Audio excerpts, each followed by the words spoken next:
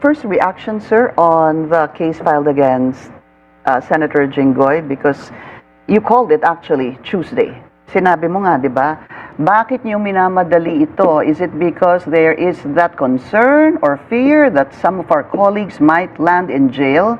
You said that. Because it was around, I think, 10 or 11 a.m. It was Ombudsman Remulla said that, like, we're filing charges against 2 senators, law, and he was saying, like, warrants of arrest, things like that. So, and he even mentioned Senator Estrada, then Joel Villanueva. So I just sounded it off in the afternoon kasi the issue being brought, yung insertion, actually, is they're trying to insert Section 41C. Kasi 41B, Rule 14, Section 41B, clearly states there that lawmakers, senators can attend through teleconferencing, video conferencing sessions if there's a force majeure or national emergency. 41C, yung kay Senator Marcoleta, justifiable reason na pwede. So, it's an addition. Bukod doon sa dalawa, so there's an addition. So, we were surprised because it's not in our agenda. Yeah. So we were caught flat-footed, like, what? Now we have to tackle it now. So, lamang sila. Kami, well, they were only like 9 of us. Some kasi are in their office. So, kailangan tumakbo si Sen Rafi, Sen Mig Subiri, kailangan bumalik. Binilang namin, we're still lacking. Sila nasa 11 sila eh. Kami, 10 lang because Tito Lapid wasn't there. Senator Lapid asked permission na meron siyang very important meeting sa Pampanga, so he cannot come back. So siguro nakita nila, and I was so surprised. I go, wow, first time yata, lahat sila kompleto. And then, but Senator Cheese was not there. Wala po siya nun eh. Exactly. So, okay. Ganun pa rin. So, 11 sila. 11 sila. 10 kayo. Yes. The problem was, so, di ba, nagkaroon ng discussion. Senator Soto first, and then Senator Ping, Senator Pia, because they're trying to force that 41C na kailangan na talagang gawin. And then suddenly, Senator Cayetano said like, okay, let's just divide the House. Now, wait a minute, di ba? There's this violation of Section 136, di ba? Kailangan pag-usapan, i-file, etc., etc. To the point na I disagreed, I stood up, and I said like, why are we in a hurry, I mean, to pass this section or adopt this section or this rule? Could it be because 2 of our colleagues might land in jail over the weekend? Because that's what Ombudsman Remulla was saying, a warrant of arrest may come out soon against 2 of our colleagues. Hindi naman po talaga bulaga yon dahil sinabi naman talaga ni Ombudsman on Tuesday yon. And in fact, he said, a case will be filed on Thursday dahil walang pasok ng Wednesday. Right, Yun po yung kanyang sinabi. Right. Kaya't nalaman niyo po yon. At of course, even those who saw the press conference of Nalaman Ombudsman. namin na ganun. Pero yung pipilitin nila that day, that Wednesday afternoon, Tuesday. No, it's Wednesday. It happened on Wednesday. The walkout was Wednesday. Okay, sorry. So, hanggang Wednesday lang kami. Tama. Wednesday. So, what happened was, nagulat kami, di ba? So, teka mo, Pinky, I mean, kasamahan mo di ba? Alam mo, I mean, napaka-stupid mo naman kung hindi mo mag-gets na pinipilit nila. First, nawala sila for 1 hour and a half. May caucus sila. Akala naman namin, yung caucus nila is all about pagbibigay na naman ng committee chairmanship. Akala namin yung caucus nila is about impeachment. Ayun pala pagkatapos nila after 1 hour and a half, itong pag-uusapan namin. Yeah, and yun yung sinabi niyong pinamudmud. Kayo po naggamit nung pinamudmud yung dokumento sa inyo. Exactly. Kaya nagulat kayo. But Senator Ping was saying, in spite of that, meron na kayong plano. One was either mag-walk out kayo, nagbilangan kayo Nakita ninyo na mawawala ng quorum. And the second was, sabi ni Senator Ping, sabi niya, now it can be told, that may iwan si Senator Soto there as naiwan na siya at sinabi nga niyang call to adjourn we can call up, pwede tayo magbilangan, hanap tayong quorum. Or the second was really, boboto din siya in favor of the resolution or the motion Right. para pwede siyang mag-motion for reconsideration. On Monday. On Monday. That came up when Senator Mix came down. May kita mo sa video. Senator Mix was counting us. Like, Kita ko yun, basta sir. kita, and then he looked on the other side. So he was thinking like, then bumulong siya. If we walk out, there'll be no more quorum. So when I stood up, may plano na pala sila. So I was still talking. He was already making signs na, let's go, let's go. So patapos ko, let's go, let's go, let's go. Naglulukuhan na tayo rito. That's what he said. So we all packed up. Yeah. He said also, paglabas niya, it's a travesty of our rules. Okay. Sir, so sabi ni Senator Ping that a warrant of arrest likely could come out in 24 to 48 hours. That means could be Friday or Monday kay Senator Jinggoy Estrada if the Sandigan Bayan issues one. Let's look at the numbers. Pag-usapan po natin yung numero. Kasi right now, they are at 12 dahil wala po si Senator Bato. Kayo po ay 11. Pag magkaroon po ng warrant of arrest, 11 versus 11. What happens with an 11 versus 11, sir? Well, status quo. I mean, kasama yung Senate President, 11 lang sila. Kami 11. Para magkaroon ng movement, we just need one to movement sa chairmanship, but not the Senate presidency because in our rules, there should be 13. Kung wala kaming 13, there's only 12, then yung movement lang is from the Senate pro tempore and then the chairmanship of the various committees. Majority leader, pwede ho din yun. Yes. Kasama yun. Kasi boboto yun eh. Okay. We have to vote for the majority leader and pro tempore. There are two scenarios here because even the ombudsman said there could also be another case that will be filed and we are assuming this could be Senator Joel Villanueva, sir. Iwan po natin sa 11-11. Sabihin po natin, may lumipat. Do you honestly think, sir, at this stage, na dito sa 11, meron pang posibleng lumipat sa inyo? Yeah. You think so? Sa amin, going to them, Hindi, sila po from them, from the nalilipat sa majority, inyo. going to the minority?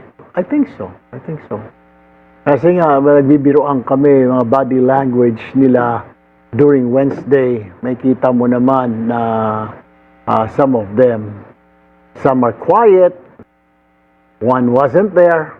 Si Senator Cheese yun, ako na po magsasabi, okay? One was quiet. I mean, napansin nila na dati daw bubbly yung tao na walking around, keeps on talking.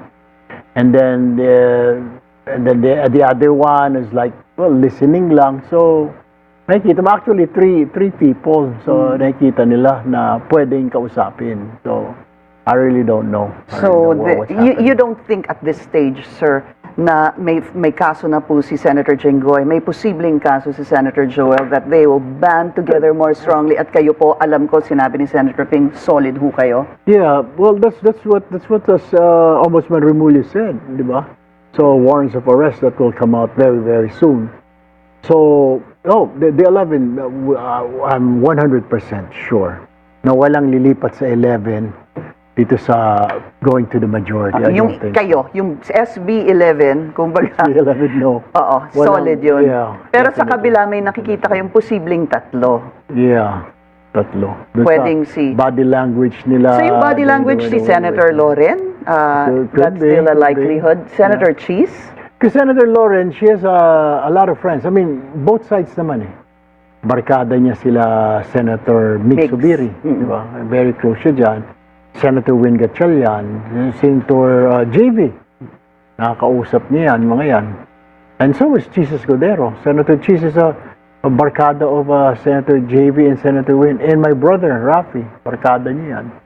So let me ask you, sir, kung gustong lumipat ni Senator Cheese, accepted po siya sa inyo? Depende yan. I mean, we'll have to talk about it. Tapos yung senior members namin na nakakaalam dyan. I mean, sasama lang naman ako because I'm not very familiar yet at this point.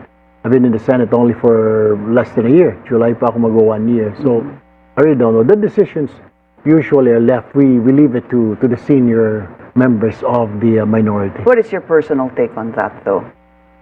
What? About... If Senator Cheese, let's say, hypothetically decides to move to the minority? Probably he has a very good reason.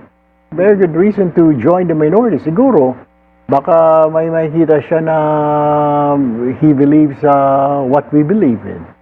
Diba? Let's talk about Monday. Kasi nga, itong motion to allow participation, voting remotely, personally, sir, kayo, are you open to this? Isasantabi ko na po yung proseso, kasi medyo controversial yon. I know ang gusto ninyo yung tamang proseso. Sabihin po natin masunod ang tamang proseso.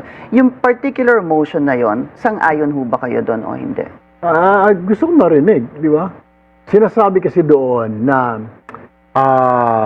magkakaroon ng video conferencing, teleconferencing, pwede mag-attend yung isang senator sa session and pwedeng bumoto. Justifiable reason. Anong justifiable reason? Other than force majeure, calamity, terrorism, war, saka national emergency. Anong other reason? Gusto mo rinig. Gusto mo naman marinig. Ngayon, kung meron silang maganda explanation, ito yung ika nga na justifiable reason. Pero other than those two na force majeure at saka ano pang reason? Siguro, Sick? Sick ka? Kaya kailangan mong pagaling, magpahinga ka, di ba? Anong reason? siguro gamitin natin yung post ni Senator Robin Padilla, for example. Mahaba po yun. Sinasabi niya na ayaw namang hindi pumasok, di ba, ni Senator Bato. At saka kailangan let him do his job, sabi niya. Sa dami-dami ng mga bumoto sa kanya. At meron din siyang post ito, mamaya naman natin pag-usapan yan, yung sa force majeure. Dito muna tayo doon sa, napipilitan lang naman siya hindi pumasok, sabi niya, kasi nga, may warrant siya. Ang problema doon, wala yun doon sa rules namin eh. I keep on looking at it kanina, section 41B. Wala eh. Papasok siguro sa 41C, yung pinipilit nila na justifiable reason. Pero I wanna hear. Kaya gusto ko marinig eh. Kung ano yung justifiable? Anong justifiable reason? Kasi very vague yun eh. Justifiable reason, could it be may sakit? Eh kung may sakit ka, dapat absent ka, di ba? Magpahinga ka so that you can come back to work. Eh paano pagka dahil sabihin natin political persecution dahil may standing warrant of arrest at sa kasalukuyan ay kailangan pa siyang mag-seek ng legal unfair. remedies? Alam mo, sabi ng kabilang kampo, eh bakit si Laila de Lima ng panahon na ganito, hindi natuloy yun eh. It did not happen. It did not. Tapos, pwede nga dapat invoke ni Congresswoman de Lima, Senator de Lima before, pwede ka ma-pandemic eh, national emergency.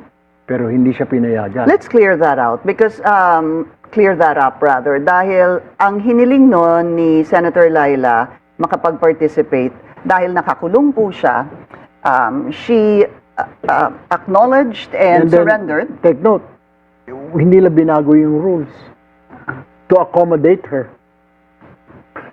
To accommodate her request, hindi nila binago yung rules. Di ba? And just for the record, hindi ho siya pinayagan kahit na po pandemic yun. Exactly.